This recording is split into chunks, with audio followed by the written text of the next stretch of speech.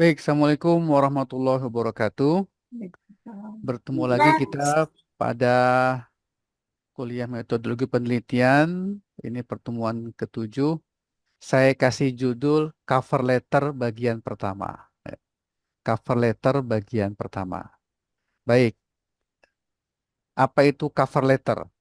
Nanti mungkin teman-teman ketika membuat sebuah jurnal, sebuah artikel ilmiah, di mana artikel ilmiah itu nantinya harus kita kirimkan ke sebuah jurnal. Jurnal-jurnal bonafit akan meminta cover letter. Apa itu cover letter? Kalau secara definisi letterlock sih berarti surat pengantar, lebih kurang begitu. Tapi kalau definisi detailnya disebutkan semacam surat singkat. Surat singkat yang ditujukan kepada editor sebuah jurnal atau kalau dia langsung bisa juga ke seorang reviewer atau seorang penilai. Jadi cover letter ini surat singkat yang dikirimkan kepada seorang editor jurnal atau reviewer atau penilai. Lalu kemudian apa fungsi cover letter itu? Nah, pada definisi ini disebutkan cover letter tersebut berfungsi untuk memberikan gambaran umum. Memberikan gambaran umum, gambaran besar tentang isi dari manuskrip, isi dari artikel ilmiah yang dia kirimkan ke jurnal atau sebuah konferensi atau sebuah proses penilaian. Nah, jadi dia memberikan gambaran isi, tapi isinya secara umum, bukan detail. Untuk apa isinya? Nah, fungsinya berikutnya adalah untuk meyakinkan bahwa karya ilmiah tersebut relevan.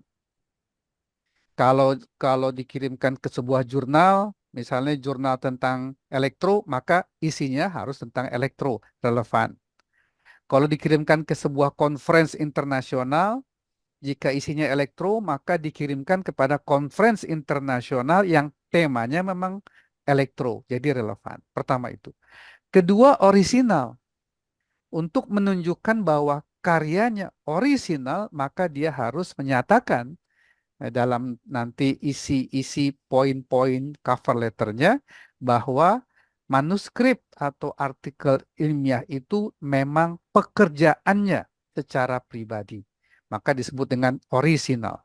Tidak nyaplok, tidak nyomot, tidak nyontek dari pekerjaan orang lain. Dan yang terakhir yang terpenting adalah memenuhi kriteria-kriteria yang telah ditentukan. Jika dikirim ke jurnal, maka dia harus sesuai dengan kriteria jurnal. Jika dikirimkan ke conference, maka dia harus sesuai dengan kriteria yang telah ditentukan oleh conference tersebut. Jika dikirimkan ke sebuah proses penilaian, misalnya hibah atau pendanaan, funding, dan sebagainya, juga sama. Harus sesuai dengan kriteria yang telah ditentukan. Baik, ini definisi sekaligus juga fungsi dan pentingnya sebuah cover letter. Berikutnya, apa yang perlu diperhatikan dalam penulisan sebuah cover letter? Paling tidak ada 3 hal penting yang perlu diperhatikan dalam membuat sebuah cover letter. Yang pertama, letter itu singkat dan padat. Dia bukan hal yang dipanjang-panjangin, bukan hal yang diluas-luasin, tetapi hal yang harus disampaikan secara singkat dan padat. Biasanya pastikan isi tidak terlalu panjang. Pada umumnya cover letter itu ya sekitar 1 halaman saja. Lalu kemudian dia harus disampaikan dengan jelas. Singkat tapi jelas. To the point, kepada hal-hal yang lebih penting ya, serta efektif penyampaiannya. Baik, ini yang pertama. Yang kedua, sebuah cover letter harus profesionalisme dan tata bahasanya tepat. Ya. Perhatikan profesionalisme, perhatikan juga tata bahasa. Gunakan bahasa formal, bahasa resmi. Kalau di kita mungkin EYD, ejaan yang disempurnakan. Kalau pakai bahasa Inggris yang formal juga. bukan bahasa Inggris daily, percakapan hari-harian. Kemudian gunakan tata bahasa dan penulisan yang betul, periksa kesalahannya. Ya. Teman-teman sekalian, ini pengalaman menjadi beberapa kali pembimbing, baik tesis ataupun disertasi ataupun skripsi, kita masih sering salah secara tata bahasa gramatikalnya. Misalnya, dikerjakan dengan di tempat. Itu masih bolak-balik salahnya. Ada yang disambung, ada yang dipisah, yang harusnya dipisah malah disambung, yang harusnya disambung malah dipisah. Itu. Kedua yang sering-sering adalah penulisan bahasa asing. Ya. Misalnya mouse. Mouse ini bahasa asing atau bahasa Indonesia. Ya. Misalnya tadi to the point yang saya tulis di situ. Karena dia bahasa asing harus diapakan cara penulisannya dan tata bahasa gramatikal lainnya. Termasuk yang sering salah adalah menuliskan paragraf misalnya. Satu paragraf kok satu kalimat, itu salah. Paragraf itu harus gabungan beberapa kalimat yang memiliki satu kesatuan penting maknanya. Itu contohnya. Baik. Yang ketiga, teman-teman sekalian, yang perlu diperhatikan dalam penulisan cover letter adalah kesesuaian dengan panduan. Harus sesuai dengan aturan yang ditentukan oleh si pembuatnya. Harus sesuai dengan aturan jurnal kalau mau dikirim ke jurnal. Sesuai dengan aturan konferensi kalau mau dikirim ke konferensi. Sesuai dengan panduan-panduan penilaian, misalnya mau dikirim ke hibah, pendanaan, dan sebagainya. Ya, harus sesuai. Pengalaman saya menjadi editor sebuah jurnal, itu mungkin 25% artikel yang masuk tidak sesuai panduan. Artinya, seseorang yang menuliskan artikel tersebut kemungkinan besar tidak membaca panduan. Tidak membaca panduan. Oleh karena itu, teman-teman sekalian, untuk penulisan tesis ini misalnya, teman-teman saya harap sudah memiliki buku panduan tesis yang terbaru. Saya nggak tahu ada di mana, silakan tanya sama Kaprodi atau Bu Niken misalnya. Ya, tentang masalah panduan tesis yang terbaru. Kenapa? Karena semua harus sesuai dengan panduan. Bisa jadi jurnal yang satu dengan jurnal yang lainnya memiliki panduan yang berbeda. Konferensi A mungkin memiliki panduan yang berbeda dengan konferensi B. Berbagai macam skema-skema hibah pendanaan baik kementerian ataupun non-kementerian itu setiap hibah memiliki panduan yang berbeda. Baik, ini cover letter versi saya. Makanya pakai panduannya panduan versi saya. Ya, ini cover letter versi saya. Dalam bentuk PowerPoint satu halaman. Ya. PowerPoint satu halaman. Ingat, cover letter versi saya, PowerPoint satu halaman. PowerPoint satu halaman ini yang saya sebut dengan cover letter bagian 1, teman-teman buat untuk bahan UTS minggu depan. Dan disampaikan secara presentatif. Jadi setiap orang presentasi satu halaman ini saja. Ya. Setiap orang presentasi cover letter bagian 1 dalam bentuk satu halaman ini saja. Tidak boleh ada halaman lain. Satu halaman ini saja. Ini dikumpulkan ke saya pada saat UTS minggu depan. Harinya apa? Nanti kita umumkan lebih lanjut. Baik, sekarang perhatikan. Pada bagian atas adalah judul proposal. Tetapi belum proposal beneran. Ini baru judul proposal versi cover letter bagian 1. Bagaimana rumus proposalnya? Coba perhatikan. Yang saya tuliskan di situ, tuliskan judul proposal, tanda kutip, cover letter bagian 1 dengan rumusan. Lihat rumusannya, objektif plus topik 1 plus topik 2. Ingat rumusannya, objektif plus topik 1 plus topik 2. Ya. Apa itu objektif? Objektif berarti tujuan. Ya. Apa itu topik 1? Ada di sebelah kiri tentang topik. Apa itu topik 2? Ada di sebelah kiri tentang topik. Ya. Topik itu ada topik kecil, ada topik besar. Ya. Contoh, saya kasih contoh. Perbaikan. Nah, berarti objektifnya adalah memperbaiki. Ya. Tujuan penulisannya adalah memperbaiki. Ingat, tujuan harus menggunakan kata kerja.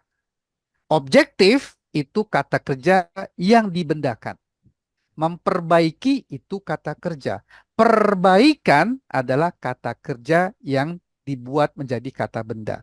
Ditambahin an atau kan dan seterusnya. Begitu lebih kurang. Jadi kalau eh, merancang, tujuannya merancang, maka objektifnya adalah perancangan. Kalau tujuannya misalnya menganalisa, maka objektifnya adalah analisa. Kalau tujuannya adalah misalnya meningkatkan, maka objektifnya adalah peningkatan. Baik. Kemudian topik 1 dan topik 2. Ada yang punya usul? Kira-kira dari kata-kata saya di atas, topik satunya apa, topik 2-nya apa?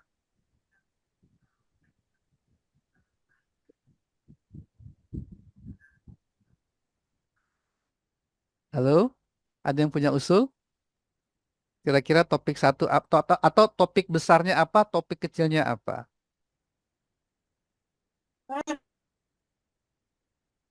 Ya, silakan. Ada yang mau usul? Belum? Topik satu Mungkin akurasi intensitas, topik 2 penyerapan tegangan. Oke. Terus sistem solar cell apa? Topik 3. Topik mungkin besarnya top sistem solar cell, Prof. Oke, topik 1 sistem solar cell, kemudian topik 2. Eh, Topik yang kecilnya tentang akurasi tegangan, tapi topik besarnya sistem solar cell. Oke, ya itu mungkin lebih tepat. Topik besarnya sistem solar cell. Ya, sistem solar cell meningkatkan betul. intensitas topik duanya mungkin ya. Meningkatkan, kalau kata kerja berarti tujuan. Tujuan. Oke. Perbaikan atau memperbaiki itu berarti tujuan. Ya. Akurasi ini tambahan saja. Perbaikan akurasi tambahan. Topik 2-nya lebih kepada intensitas penyerapan tegangan. Kenapa? Mungkin di solar cell problemnya adalah intensitas penyerapannya rendah, misalnya. Rendah. Kenapa rendah? Banyak lagi nanti itu. Mungkin sudut letaknya tidak tepat. Mungkin ada bayangan. Mungkin ada debu yang menempel. Banyaklah itu ya. Baik, ini contoh saja. Jadi kembali ke awal teman-teman. Judul, judul cover letter sementara, ya belum judul proposal. Itu paling tidak rumusnya adalah objektif, topik 1, topik 2. Baik, sekarang isinya. Lihat cuman 4 hal. Ya, cuman 4 hal. Biasanya cover letter yang resmi itu dalam bentuk satu halaman surat. Tapi saya agar nanti bisa dipresentasikan, saya gambarkan dalam bentuk satu halaman PowerPoint. Ya. Baik, yang pertama topik. Maka teman-teman jelaskan topik besar dan topik kecilnya. Ya, apa itu definisi dan sebagainya. Saya contohkan pada di sini. Lihat, menjelaskan topik penelitian secara umum berupa topik besar yang berkaitan dengan penelitian. Misalnya di sini ada si jawaban tadi ya, tentang solar cell. Kemudian di bagian bawahnya jelaskan topik penelitian secara khusus atau topik kecilnya. Misalnya meliputi definisi topik tersebut dan lengkapi dengan sejarah singkat mengapa topik tersebut muncul. Misalnya penyerapan intensitas tegangan. Pada apa? Ya pada sistem solar cell. Ya. Yang kita masalahkan kan topik besarnya solar cell. Solar cell banyak permasalahannya, banyak topiknya, banyak bentuknya. Ada tracking, ada optimizing, ada penyimpanan dan sebagainya. Yang ini diambilnya adalah penyerapan. Yang diambil masalah penyerapan saja. Bagaimana sebuah solar cell menyerap maksimal tegangan yang jatuh ya, kepada sel tersebut. Baik, kotak kedua mengenai problem. Maka sebutkan sebanyak-banyaknya problem yang terdapat dalam penyerapan intensitas tegangan. Jadi teman-teman sekalian, problem itu bukan di topik besar. Problemnya ada di topik kecil. Sudah sangat khusus, sangat spesifik, ya, sangat unik dan fokus. Baik, silakan tuliskan problemnya sebanyak mungkin. Kotak ketiga, previous work, ya. Penelitian-penelitian sebelumnya untuk menyelesaikan problem yang ada di kotak kedua. Ingat, previous work jangan lari kemana-mana, jangan nyebar kemana-mana, jangan meluas kemana-mana. Previous work harus membahas problem yang ada pada kotak problem. Sehingga jurnal-jurnal yang teman-teman cari nanti untuk menceritakan previous work itu jurnal-jurnal yang memang membahas apa-apa yang ada problem di kotak kedua. Silakan tuliskan sebanyak mungkin, semakin baik. Pada kotak previous work ini, karena dia singkat, sesuai dengan istilah cover letter, maka tidak ada analisa. Tidak ada discussion atau diskusi. Cuman menyebutkan penelitian-penelitian terdahulu yang sejenis, ya, yang mencoba menyelesaikan problem yang ada. Ya. Kalaupun mau ada analisa, singkat saja. Ya. Lalu yang kotak terakhir menyebutkan tujuan dari penelitian ini. Apa yang akan dikerjakan, apa yang ingin dicapai. Sebagaimana saya sampaikan pada pembahasan sebelumnya, problem dengan tujuan harus sinkron. Masalah yang ada mau diapakan tujuannya yang disebutkan pada bagian ke kotak keempat, yaitu tujuan. Baik teman-teman sekalian, jadi UTS-nya yang pertama ini. Buat cover letter, ya, berarti 2 halaman. Halaman pertama adalah halaman nama dan sebagainya. Kemudian halaman kedua ini.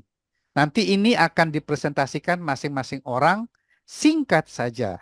Ya. Kemudian selain PowerPoint ini juga teman-teman diharapkan menuliskan Microsoft Word-nya. Microsoft Word dari cover letter ini.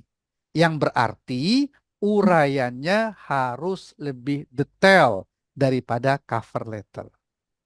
Cover letter 1 halaman, Microsoft Word-nya harus lebih panjang dari cover letter. Ya, ketika bicara topik, topiknya harus lebih panjang. Ketika bicara problem, problemnya harus lebih jelas. Ketika bicara previous work, harus ada analisa detail dan juga diskusinya. Ketika bicara tujuan, harus disebutkan latar belakang mengapa mencapai tujuan tersebut. Dan pada Microsoft Word harus dilengkapi sebanyak-banyaknya literatur ataupun referensi, yang nanti referensi itu disampaikan di bagian akhir dari penjelasan Microsoft Word tersebut. Berarti untuk UTS ada 2 file. File PowerPoint, mana yang tercantum di depan ini, di layar. Dan yang kedua ada file Microsoft Word yang merupakan penjelasan dari cover letter ini. Demikian teman-teman sekalian, pembahasan mengenai cover letter. Saya tutup terlebih dahulu. Wassalamualaikum warahmatullahi wabarakatuh. Waalaikumsalam.